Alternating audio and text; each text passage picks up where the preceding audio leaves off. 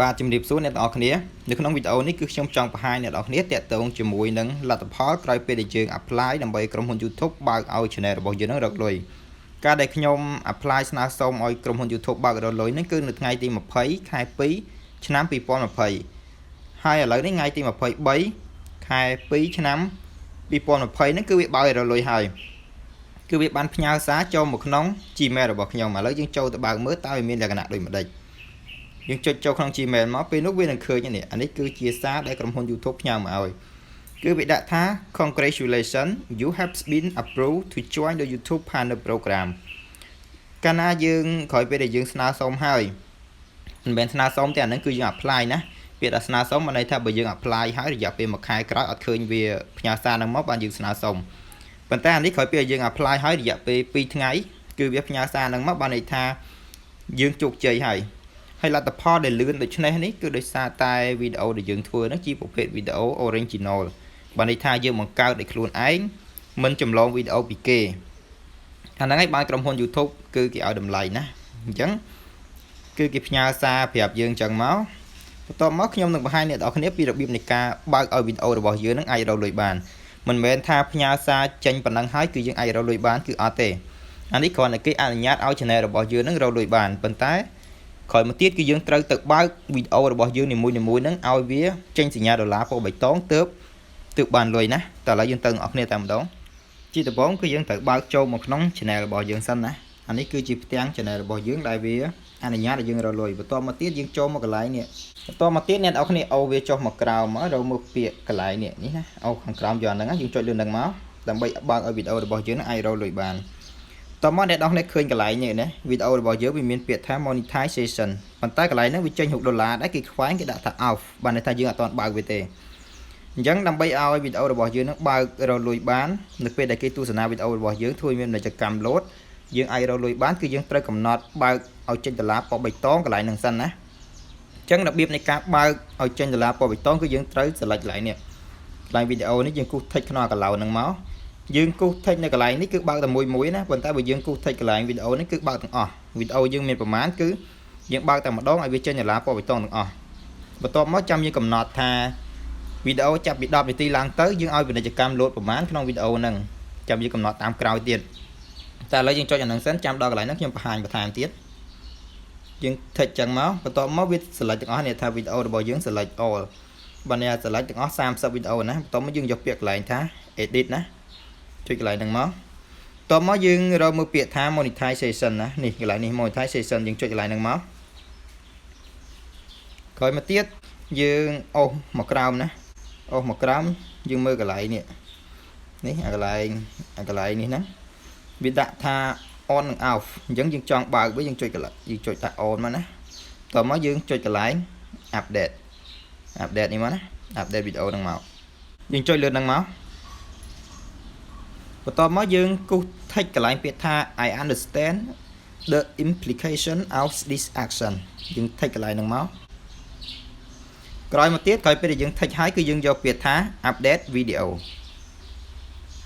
តបមកវាកំពុងតែដំណើរការ update វីដេអូរបស់យើងដែលយើងកំណត់ឲ្យចេញដុល្លារពណ៌បៃតងតបមកអ្នកនរគ្នាចាំសង្កេតមើលកន្លែងនេះណាកន្លែង monetization ណាក្រោយពេលដែលយើងកំណត់វាឲ្យបើកកន្លែងហ្នឹងហើយយើង update វាហើយតែវាចេញមិនកន្លែងហ្នឹងសូមរងចាំតិចទៅដោយសារតែអ៊ីនធឺណិតវាយឺតបន្តិចណានេះហើយឃើញទេវាដាក់ថា30មិញវាឆ្លិចហើយប៉ុន្តែចេញដុល្លារពណ៌លឿងឃើញទេដុល្លារពណ៌លឿងខ្លះអូដល់កឃើញវាចេញដុល្លារពណ៌លឿងខ្លះពណ៌បៃតងខ្លះណាអាដុល្លារពណ៌លឿងហ្នឹងបានន័យថាវាអត់ទាន់អនុញ្ញាតឲ្យយើងរកលុយទេវានៅចាំត្រួតពិនិត្យថាវីដេអូរបស់យើងហ្នឹងវាអាចប៉ះពាល់ជាមួយនឹងគោលការណ៍វាដែរឬអត់ប៉ុន្តែមិនមែនមានន័យថាវាមិនឲ្យយើងរកលុយទេប៉ុន្តែអា channel សុំទោសអាវីដេអូដែលបើកចេញដុល្លារពណ៌បៃតងនេះអាហ្នឹងគឺយើងអាចរកលុយបានធម្មតាណាអូចេញលឿងច្រើនណាស់នេះដល់កអាហ្នឹងកាលណាចេញលឿងអញ្ចឹងគឺអត់បញ្ហាទេយើងត្រូវ request វាសិន request ឲ្យវាត្រួតពិនិត្យមើលវីដេអូរបស់យើងហ្នឹងតើវីដេអូរបស់យើងហ្នឹងអាចជាប់កម្មសិទ្ធិបញ្ញាឬក៏រំលោភបំពាននៃច្បាប់គោលការណ៍របស់វាហ្នឹងដែរឬអត់អានេះដោយសារតែវា ធ្វើការត្រួតពិនិត្យវីដេអូរបស់យើងនឹងតាមរយៈប្រព័ន្ធកុំព្យូទ័រអញ្ចឹងកាលណាវាសង្ស័យល្មមគឺវាចាប់ឲ្យចេញដុល្លារពណ៌លឿងនឹងហើយក្រោយពេលដែលយើង request ឲ្យវាត្រួតពិនិត្យនៅវីដេអូរបស់យើងម្ដងទៀតរយៈពេលប្រហែលជាមួយថ្ងៃឬក៏2ថ្ងៃឬក៏2ម៉ោងអាហ្នឹងវាអាស្រ័យទៅតាមពេលវេលារបស់អ្នកដែលគេត្រួតពិនិត្យណាក្រោយគេពិនិត្យហើយឃើញថាវីដេអូយើងហ្នឹងល្អអត់មានបញ្ហាទេគឺគេនឹងបើកឲ្យចេញដុល្លារពណ៌បៃតងនេះធម្មតានេះអាកន្លែងដុល្លារពណ៌លឿងហ្នឹងបើសិនជាយើងចង់ request ឲ្យវាបើកពណ៌បៃតងគឺយើងចុចកន្លែងនេះ add suitable ability នេះយើងចុចកន្លែងហ្នឹងមកតោះមកយើងយកពាក្យថា request review នេះមកគឺជាការស្រេចឯណាតោះមកយើងចុចកន្លែង text នេះមកតោះមកយើងចុចកន្លែងនេះ request review នេះមកណាតោះមកគេនឹងត្រួតពិនិត្យយើងឲ្យក្រោយពេលដែលគេត្រួតពិនិត្យហើយឃើញថាវីដេអូរបស់យើងអត់មានបញ្ហាទេគេនឹងបើកឲ្យយើងរលុយឬក៏ចេញដុល្លារពណ៌បៃតងធម្មតាណាបន្តមកទៀតជំហានទី2ដែលខ្ញុំចង់បង្ហាញអ្នកនរគ្នាគឺការកំណត់ឲ្យពាណិជ្ជកម្មលោតវីដេអូក្នុង YouTube ដែលយើងអាចរលុយជាមួយវាបានគឺវាអាស្រ័យទៅលើពាណិជ្ជកម្មអញ្ចឹងរបៀបនៃការកំណត់ពាណិជ្ជកម្មគឺវាមាន2ប្រភេទទី1គឺវីដេអូដែលក្រោម10នាទីវីដេអូដែលក្រោម10នាទីគឺយើងមិនអាចកំណត់ឲ្យពាណិជ្ជកម្មលោតច្រើនទេគឺមានតែខាងដើមវីដេអូនិងខាងចុងវីដេអូអ្នកនរគ្នាដែលមើលវីដេអូក្នុង YouTube គឺដឹងហើយនៅពេលដែលយើងមើលចម្រៀងអីមួយឃើញពាណិជ្ជកម្មលោតមកអាហ្នឹងវីដេអូដូចថា3នាទី4នាទីណាវាលោតតែខាងដើមនិងខាងចុងទេអាហ្នឹងយើងអាចកំណត់ខាងដើមខាងចុងបានប៉ុន្តែសម្រាប់វីដេអូដែលចាប់ពី10នាទីឡើងទៅគឺយើងអាចធ្វើការកំណត់ឲ្យពាណិជ្ជកម្មលោតហ្នឹងបានច្រើនគឺអាចលោតខាងដើមផងកណ្ដាលហ្នឹងអាចដាក់3 4 2 3ទៀតទៅហើយនឹងខាងចុងមួយទៀតអាហ្នឹងគឺអត្ថប្រយោជន៍នៃការធ្វើវីដេអូចាប់ពី10នាទីឡើងទៅអញ្ចឹងសួរថាវីដេអូ5នាទី10នាទីចុះក្រោមនិង10នាទីឡើងលើតើវីដេអូណាអាចរកលុយបានច្រើនជាងជាធម្មតាបើសិនជាចំនួន view បើន័យថាអ្នកទស្សនាវីដេអូរបស់យើងច្រើនអញ្ចឹងវីដេអូដែលចាប់ពី10នាទីឡើងទៅច្បាស់ជារកលុយបានច្រើនហើយដោយសារតែវាអាចដាក់ពាណិជ្ជកម្មបានច្រើនកាលណាគេមើលវីដេអូរបស់យើងដែលចាប់ពី10នាទីឡើងទៅមានពាណិជ្ជកម្មលោតមួយអញ្ចឹងទៅគេចុច skip ដល់ពេលទៅមុខទៀតចេញវីដេអូមួយទៀតគេលោតទៅគេចុច skip ទៀតអញ្ចឹងគេអាចចុចបាន3 4ពាណិជ្ជកម្មណាប៉ុន្តែបើវីដេអូក្រោម10នាទីគឺយើងមិនអាចដាក់ច្រើនទេដាក់បានតែខាងដើមនិងខាងចុងហើយជួនកាលវាអត់ចេញទៀតពាណិជ្ជកម្មហ្នឹងណាវាបញ្ហាត្រង់ហ្នឹងតែឥឡូវយើងខ្ញុំសូមកំណត់យកវីដេអូណាមួយមកដែលមានរយៈពេល10នាទីណា10នាទីឥឡូវដូចថាវីដេអូនេះមួយរបៀបប្រើតែ1ម៉ែត្រអញ្ចឹងខ្ញុំសូមចុចលើហ្នឹងមកហើយយើងយកពាក្យថានេះអាកន្លែងខ្មៅដៃនេះណាយើងចុចខ្មៅដៃហ្នឹងមកតើមកឲ្យវានឹងចេញអញ្ចឹងចេញហើយអ្នកនរគ្នាអូសចុះមកក្រៅមកតើមានកន្លែងឲ្យយើងដាក់ពាណិជ្ជកម្មអត់ទេអញ្ចឹងយើងចូលមកកន្លែងនេះយើងអូសវាចុះមកក្រៅមកនេះយើងចូលយកកន្លែងសញ្ញាដុល្លារនេះបានន័យថា monetization ណាបើសិននៅក្នុង computer វាលោតពាក្យថា